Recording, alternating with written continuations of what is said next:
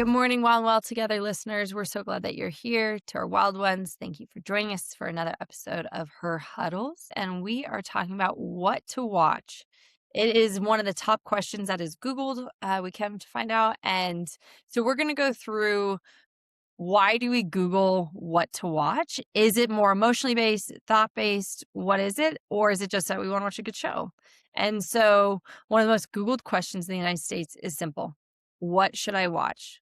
The question became so common that Google built an entire interactive search feature around it. Did not know that till now. But helping people sort through endless movies and shows by mood, genre, and platform. But maybe the real question that we need to ask, Jen, is not what should I watch, but am I too exhausted? Do I need a feel-good movie? Am I overwhelmed or disconnected? And what movie is hitting me in that way, or what TV show is allowing me to escape? So that's overall topic is, yes, what should I watch on Netflix, binging, whatever, and what's the reason behind it? All right, getting into unpopular opinion or a fun question. I'm going to read out, what's your toxic trait when watching TV? Or maybe your go-to. Toxic trait is pretty intense, but we're going to go with it. What's your toxic trait when watching TV? Starting a new series, but never finishing. Googling spoilers. Falling asleep immediately. Pretending you're watching while scrolling socials. Or saying one more episode at 11:30 p.m. One more episode, baby. Yeah. Can you get into the depths, the bowels of Netflix and watch 5 episodes in a row? Oh my gosh. And for somebody who has a bedtime of like 9 p.m., when I'm up at 11:30 hitting one more episode, it's bad news for everybody the next day. And are you paint the picture? I'll start with me, but paint the picture for us. I love psychotic thrillers. I love rom-coms. I love just cheesy Hallmark. I love across the board. My genres can go pretty far and wide. Science and space and that stuff, although I do love all the Mandalorian and that whole world, but a lot of sci-fi is not my jam. However, I could get into some space things. What about you? Where are you at? I do really run the gamut. I don't have a type, you could say. I will watch anything from just straight garbage reality TV, selling sunset, real estate, lifestyle stuff that is, I don't even know. Yeah, to the whole point of this episode, I don't even know why I'm watching it. But I will speed through those episodes, and then I will even watch on the other end of the spectrum, intense military documentaries. I love those. I love an intense military documentary. So, yeah, that's my toxic trait. I'm just once I'm 2 episodes in, I'm let's keep it rolling tonight. Who says we can't stay up till 1 a.m. on a school night? That is so good. I didn't even know that existed as a genre, intense military documentaries. Oh, yeah. Although we were on, right, Nick and I just celebrated, we went down to Mexico. We were on a plane that had movies to watch. And I binged both ways watching this documentary series on prison systems. And so kind of Yeah, interesting. and it was fascinating because, again, fortunately, that's just not part of my story, and nor do I want it to be in the long run. And so I was so fascinated by how prisons operate, and a lot of it's actually really sad and for profit and a lot of things in the US. But also I was so hooked that I was I need more, I need more, I need more. So Yes. to your point. All right. Wait, did we go over your toxic trait? Did you say yours yet? No, I didn't. I was maybe going to escape that. No, I'm just kidding. No, we gotta know. Okay, movies, if it's not started early enough in the night, fall asleep. Easy. I'm yeah, babe, let's watch one. And then he picks he just knows. And so I'm okay. And then I'm out on the couch. He knows if I get too horizontal, I'm out on the couch. The other one that'll call it what it is Googling spoilers. That's so cringy to me that I actually do that. But we just watched. Head over here. Say that again? Just jumping ahead. Yeah, I don't for a while, but then if we let's say it's a 10-part series and Nick is very prompt and will go to bed on time and he's all right, I'll cut his trait, this isn't even on here. He'll cut a show halfway through. Okay? And he listens to this. So babe, you're getting To get to bed on time? Yes. So we'll be like 2/3 the way through the show. Although I will say we watched a rom-com this week and it was so good that he was like, let's keep watching it. And so I was like, okay, awesome. But we're in the middle of, let's say, Peaky Blinders. We watched that series. There's a movie afterwards, quite violent. So sometimes I'd be like, oh, and if I'm honest, jump on my phone or whatever. But we watched it in so many parts because by the time the kids would go to bed and before Nick would go to bed, there was this teeny window for us to watch. And so we'd watch a portion and then he'd be like, I'm out. And I'm like, why can't, what? So, anyways, it was like the third time that that happened that finally I was like, it's gonna be a month before we finish this probably. So, like, I was like, you know what? I'm just gonna find out. I'm gonna find out. Like, I don't wanna see any more shoot 'em ups. I don't wanna see any more things. I'm just gonna Yeah. find. So, All right. To each, so what are you saying? I said to each his own. Nick Breen has, he's one of one. Got his own toxic trait. Specialty. All right. So we, as well together, are not anti Netflix. Please hear me say that. We are pro awareness. And so sometimes watching a show is rest, sometimes it's comfort or connection, nervous system. I know this year, talk about connection, you got me hooked on Dancing with the Stars in the fall. And let me tell you, I love me a good Robert Irwin. I loved all the different pros, like, yeah, it was great. So talk about connection, you and I then were able to chat, right? That's a fun thing. Nervous system regulation, if it's not like psycho thriller or something like that, for sure. Laughter and shared experience. But sometimes, if we're honest, it's also avoidance or numbing, loneliness with background noise, or doom scrolling with prettier lighting. I thought that was so funny. That was a comment that someone had made of like, well, I like to have it in the background. So that way, then when I'm scrolling, I at least have something pretty in the background. Yeah. Phone. So, again, just with us talking about the different movies that we watch, the different TV shows, do we watch it for the scores, the musical scores? Probably not. Majority of us not that educated. I do not watch it for that. However, I do like when I wind down, I'm like, Nick, let's go watch a TV show. Or during some of our hardest moments with Lulu as she was developing, comedy shows. That was like the best outlet for us because we didn't have to make each other laugh. We could just laugh alongside one another.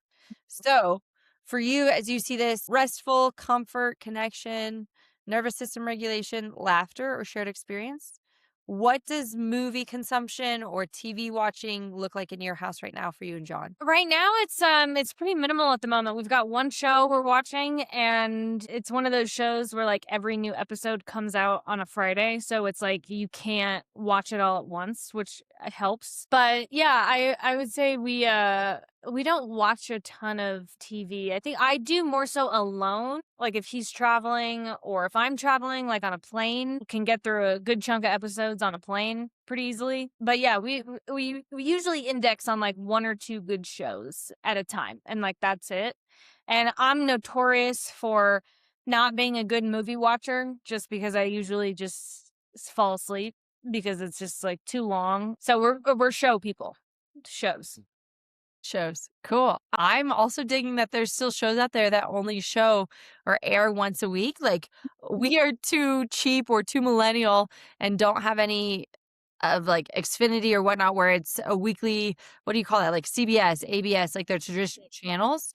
Ours are all streaming platforms. And so I love like Ted Lasso, for example. They did that. The writers of Ted Lasso and the production, they would release it once a week. And that was awesome too, because it wasn't a binge watch. It was like, let me anticipate what's coming next. And that's so good for our nervous system, especially in a season of blitz and overstimulation, for us to say, hey, I can't just keep feeding myself. Sure, I could go watch something else, but along this thread or this storyline, I have to disconnect and allow my brain to just wander, allow my brain to get creative, allow my hopes to come and say, like, oh, I hope they kiss in the next episode, or oh, I hope they catch that guy in the next episode, or like, hey, what plot twist is going to come? Those are all really healthy human emotions and thought processes that when we are able to just binge watch 15 different shows within 2 hours and put it up to 2x speed if we want to, or fast forward it,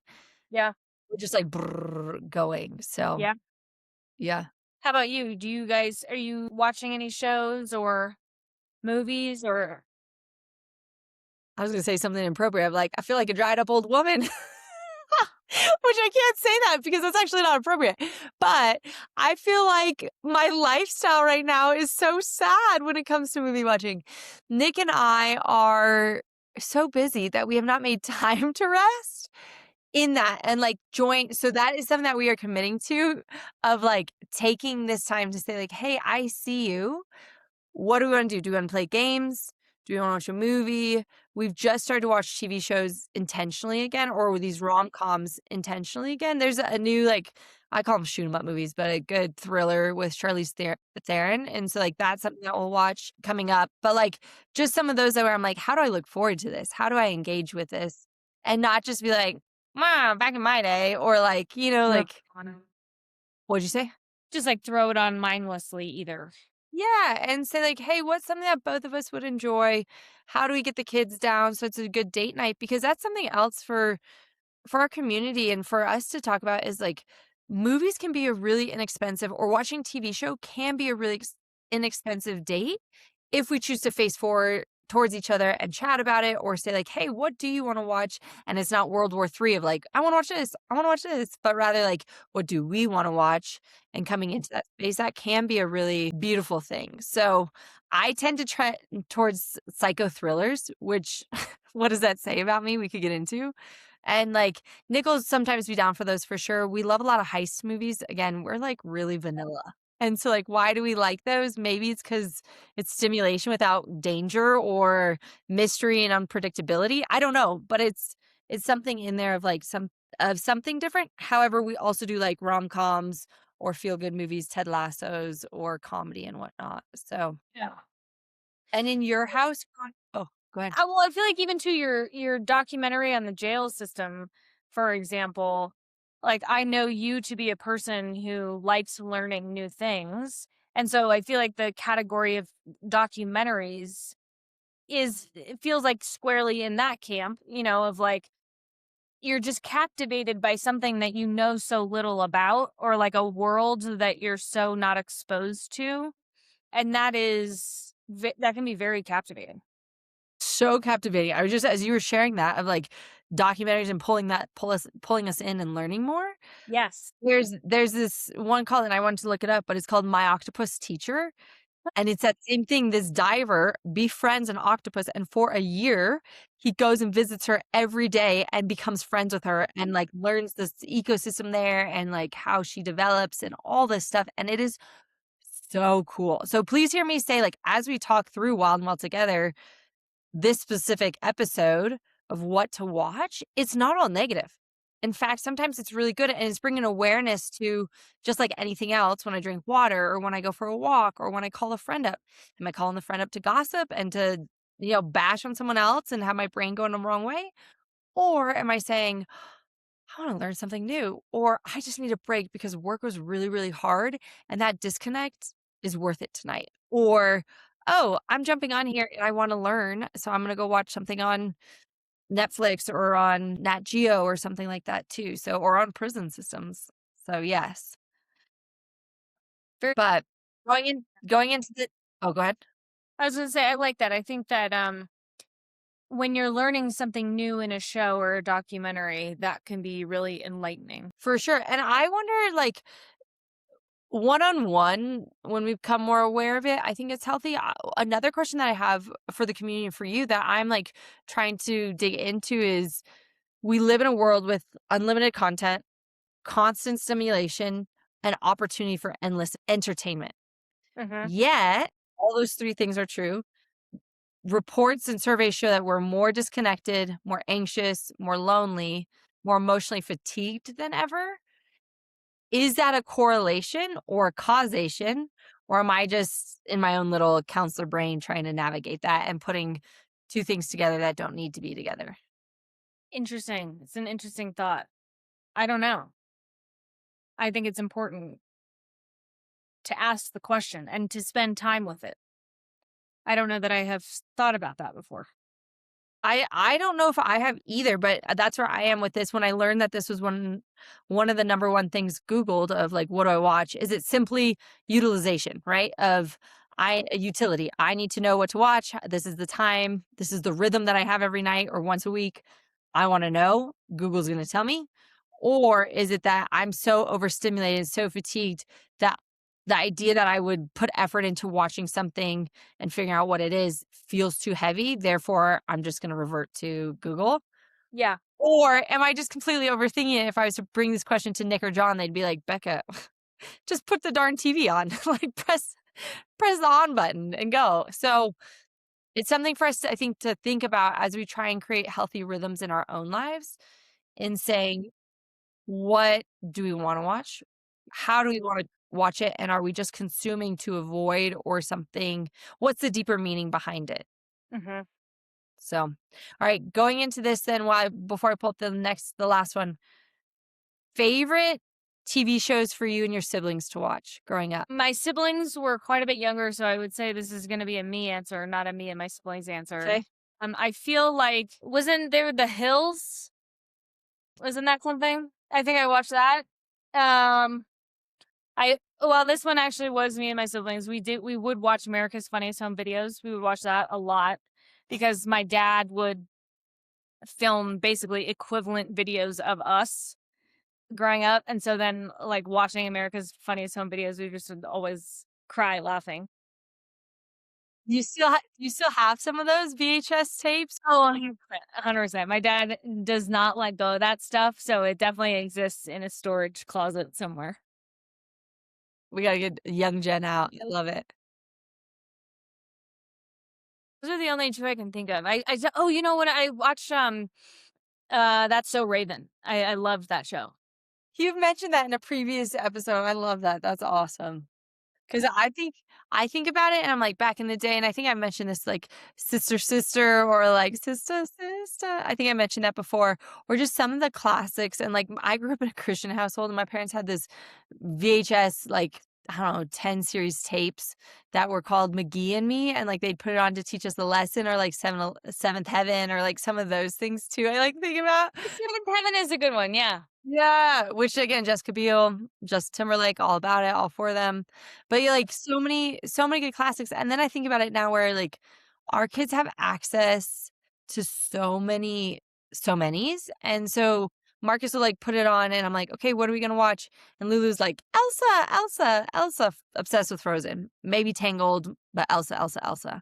And then Marcus is like, I want to watch this show. I want to watch this show. And now I'm sitting down and watching because it's like 45 different categories, right? All these little pixels that he gets to pick. And I'm like, uh, Spider-Man.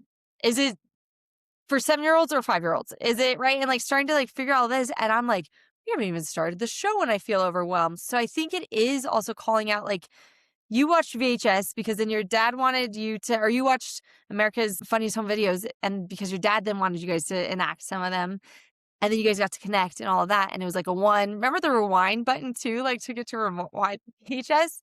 So it was all that, or like it'd be like, hey, 7 o'clock Sunday nights, we're all getting together and we're watching it. Jump on the couch, have popcorn or whatever, but we're all watching it. During commercials, it was like, hurry, go to the bathroom. Like, it's back on, it's back on. Like, some of those things, which I think, again, not to say like, oh, back in my day. However, because we didn't have as many options and opportunities to just click through the rest, we had these fun, like, rhythms and rituals that existed within our watching process. Huh? And so I just think about now of like, if we don't, last week we talked about rest, or 2 weeks ago we talked about rest. Last week we talked about the rhythms of work and life and some of the integrations there. Then this week talking about, okay, what do we watch? What does it look like to integrate TV consumption and movies in a healthy way that actually does continue to regulate us rather than you've just had a busy day. I now have a busy, like I've had a busy day, and now we're going to watch, in theory, a show that calms us, or does it stimulate us more? And then do we have our phones on us and also doing that while then watching that? And so then we go to bed at 9 and we're like, I feel wide awake, or I feel so depleted, but not actually rested. What does that look like? So that's just, again, something else that's coming up for me is what are the rhythms that we can create that are healthy around this, that aren't just like go, go, go, go, go. And maybe this is an episode where it's just like, Beck, you're overthinking it. But Yeah, I don't think so. I've heard The Anxious Generation. I'm pretty sure that's the book. The author Jonathan Haidt. yeah, He talks about this actually in his book, and he talks about that, like, how we watch matters way more than like whether we watch or not. And like this idea of like watching shows, screens, scrolling in isolation is a very different from like co-viewing or watching with other people in like a movie setting or something where you can have some sort of shared interaction or experience like in real life with the people you're watching it with. And so I think that's important. I do think that like the conditions in which we're watching matter. yeah. So like saying again, like, okay, Nick, I won't bail on you. I also won't Google it next time. But I won't bail on you. We'll watch it together because then it is that joint trust and joy and all of that to get like in process with one another. And then so it's the how more than the what. Mhm. Cool. I think that's a an interesting and practical lens to keep in mind. Just because like you said at the beginning, it's not like we are anti Netflix, anti watching anything. It's just like how could we be more mindful of it, or especially if there are kids, it's like how could we make help kids make connections to what they're seeing on screens and tie it to real life. I think there's opportunities there to be more. For sure. Yeah. My childhood brain or my child brain, as you just said, like Netflix and then how you said that was like Netflix and chill. Chill wasn't your answer. That was like Netflix and watch. But was there a term like that that existed when we were growing up? Netflix and chill that meant like, hey, come over and hook up? Oh, I don't know. Not that I remember. I don't think so either. Again, kids are creative now and stuff, but I just remember being in the high schools when that first came out and a kid was like, "Yeah, Netflix and chill with so and so." And I'm like, "Oh, that sounds really fun." Like again, so vanilla, like old 30-year-old lady. And he's like, "Miss, what are you even," like I didn't actually say that, but that's what I could picture him saying, like, "Miss, what are you thinking?" So um, but again, finding those comfort shows, finding those movies for us to rewatch or ones that we enjoy. Um, a guilty pleasure series for me is to go back and rewatch, or not even guilty, but like a comfort show is to go watch Ted Lasso. I just could sing those praises, like so well done. But talk about nostalgia. Every Christmas, The Grinch, The Holiday. I feel like Christmas movies are almost their own genre where I don't watch them throughout the year, but when they come, I make sure to watch them. So I've probably seen some of them 18 to 25 times at this point. Whoa. Do you have any like classic Christmas where you're like, I have to watch The Grinch or Home Alone or anything like that? We really like The Family Stone and Four Christmases. Those are two that we often put on repeat. And not exactly Christmas, but we do every once in a while, every maybe third year, we'll sort of just rewatch all of the Harry Potter movies, like in between Thanksgiving and Christmas. I love that. Like you just live in the zone of Harry Potter for 7 to 8, 10, however many movies there are now with the doubles and stuff, but you watch them all. Yeah. There was a while there that I had never seen Harry Potter, and my husband couldn't understand how that was possible. And so then from there, we overcorrected and we watched all 1 year. And so now it's like every few years we're like, all right, is it going to be a Harry Potter year? I love that. That's so good. The other thing I was gonna say that came up, just thinking about each of our stories is the last time that I watched Harry Potter, like, during the Christmas season was when I lived in Guatemala, because a ton of my Spanish-speaking friends, they'd listen to it in English with Spanish subtitles. And so I even think about the power of videos and movies and TV shows for language learning. Like, I do wanna speak into that positive of, like, we are not against any platforms or any form of watching shows. It's how do we do it in a way that is with awareness and also helpful to our bodies and our systems. And so that's another way where I'm like, so many of my friends who are English language learners have learned English because of pop culture, music, and then specifically TV shows or movies. And so I think about that. I'm like, that might be a great way for me to re-engage with Spanish, is doing the inverse of that, of saying like, "Hey, let me listen to a telenovela or to another Spanish show in in Spanish with then English subtitles if I need to and stuff. So again, powerful ways to engage with TV shows. Really just a reminder to think through nostalgia, safety, identity, nervous system regulation, emotional coping. We were going to go into emotional coping. Anything that you wanted to add there as far as like TV shows and how they affect our coping? I would just be curious, more of like a self-reflection question, like, if you were to spend some time thinking about like what shows you're watching and what you're coping with in your life, if you see any dots connect. You know what I mean? Like, if the shows and the movies you're reaching for connect to any of the things in your life you might be coping with, whether it's conscious or not. Yeah. Yeah, that's good because I go back to those days of comedy, and did Nick and I just stumble upon that? Or did we consciously choose in a season of life where we felt exhausted and we were exhausted, and, like, humor was the first thing out the door, but the most needed thing, that we actively chose comedy? Yeah. Or did I also watch some really sinister things because I felt really sinister? I don't know. That's a great thing to think through. I know in hard seasons of mine when I've had loss or grief or different things, reading books that are heavy are not in my repertoire. They're just not. And so I wonder if I lean more towards positive chick flicks, again, easy, Yeah. the Wine brothers, like, love old school white chicks, like, some of those old nostalgic ones where I'm like, or Jim Carrey, or just, like, some of the past where I'm like, "I know I'm just gonna laugh," or, "I know I'm not gonna hold the weight of the world while I'm also holding the weight of my little world." I think I tend to do the opposite of, like, if which would be escapism, but again, I'd say in a healthy way of, if my world is feeling heavy, I want something light on the screen. Yeah. Whereas if my world is feeling more put together, I'm like, "Bring on the psycho thriller." Bring it Rem on. Remind me that I'm just the inverse of that, but not different, just the inverse of the people choosing to behave that way. So, what about for you? Would you say that you do fall into that of you watch things the same of the mood that you're in, or you watch something that's gonna bring you out of that mood? I feel like I think I do the opposite of you, which is that I watch what mood I'm in. So if I'm like really upset or sad or down, I want to watch something that mirrors that. That we could get into that deeper. That's okay, wild ones, that's the second unpopular opinion of the day.